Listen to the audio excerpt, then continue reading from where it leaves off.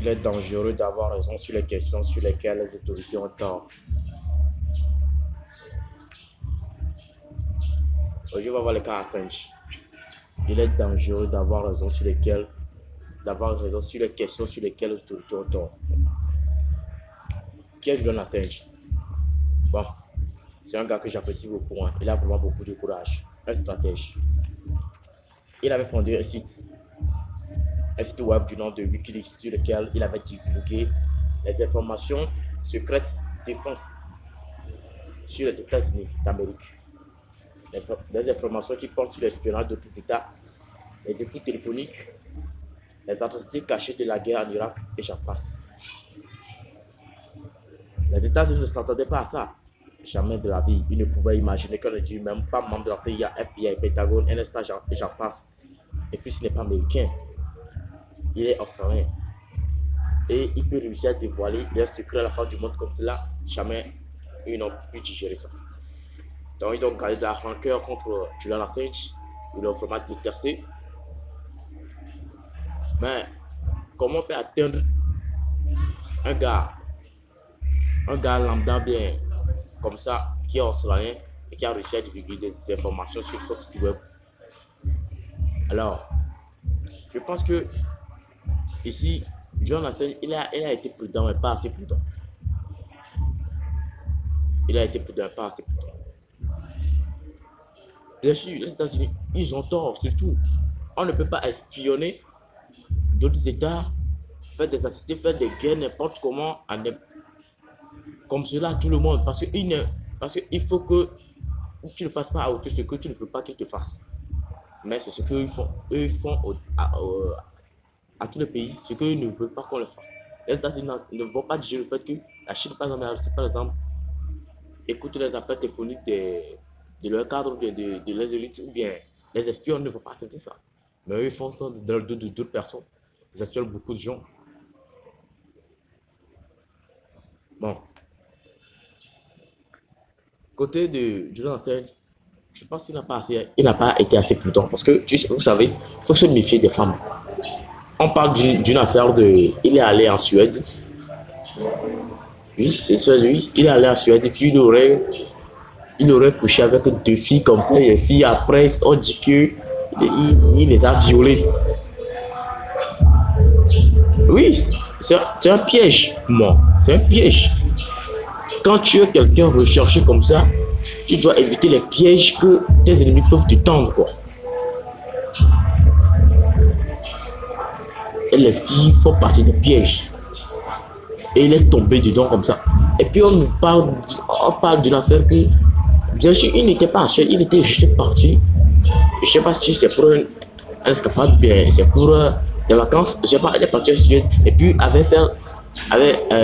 il avait eu des relations avec ces 2 filles. Et puis après, l'affaire a retenti. Et puis il y avait un juge en Suède qui l'a convoqué. Il n'était pas situé suédois. Il vivait en Grande-Bretagne. À ce temps-là, on l'avait convoqué qu'il devait répondre à l'appel en Suède. Comme cela. Oh, putain. Et comme ça, on lançait un mandat d'arrêt contre lui. Parce qu'il avait refusé de comparaître un truc comme ça. Alors que,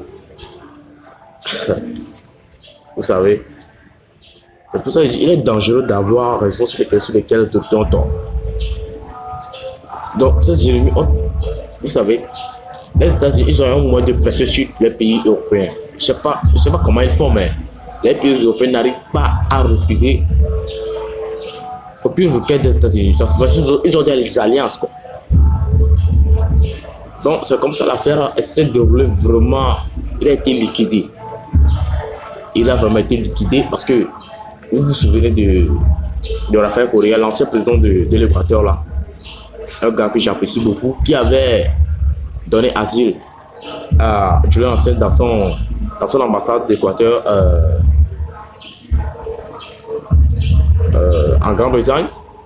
Et puis, je ne sais pas comment c'est fait. Et puis, je suis sûr que c'est les États-Unis qui ont tout fait pour sauter le gars là. En Équateur, ils ont fait venir quelqu'un, un de leurs partenaires, qui a livré Julian Assange. Donc, il est devenu président Hein? Son premier espoir, c'est de livrer du enseigne aux États-Unis. Et puis j'accuse aussi son pays d'origine, l'Australie. Les États-Unis n'acceptent jamais qu'on juge au code de leurs citoyens, à part eux-mêmes. Donc ça les a laissé faire. Ils ont laissé faire. C'est vraiment triste, c'est vraiment triste. Ça me cœur. Aujourd'hui, quelqu'un que j'apprécie. Il a réussi son coup, Ça a réussi. Je ne sais même pas les atrocités qu'on doit lui faire subir en prison aux États-Unis là-bas. Parce qu'il a été extradé. Il ne faut même pas imaginer. Il a été traité comme un touriste d'Afghanistan, bien un islamiste, un extrémiste, je ne sais même pas. Oh. Le monde est vraiment dangereux. Donc si tu veux attaquer tes ennemis, tu dois être prêt. Tu dois vraiment être prêt à te traquer. Mais Dieu enseigne, il n'a pas été assez méfiant. Il n'a pas été assez méfiant parce que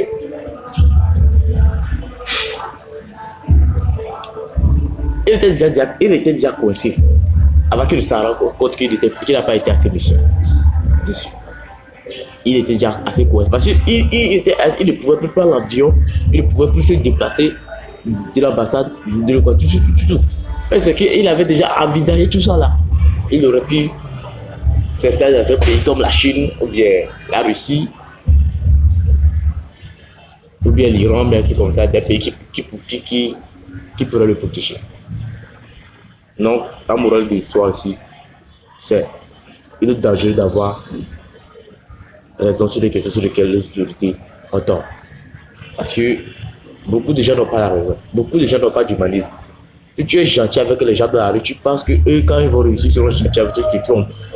Peut-être c'est l'orgueil qui va prendre le dessus chez eux, et tout comme ça. Donc faisons attention.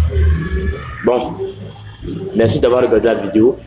Si vous avez aimé, n'oubliez pas de vous abonner et tu as encore de notification pour ne plus rater aucune de mes vidéos.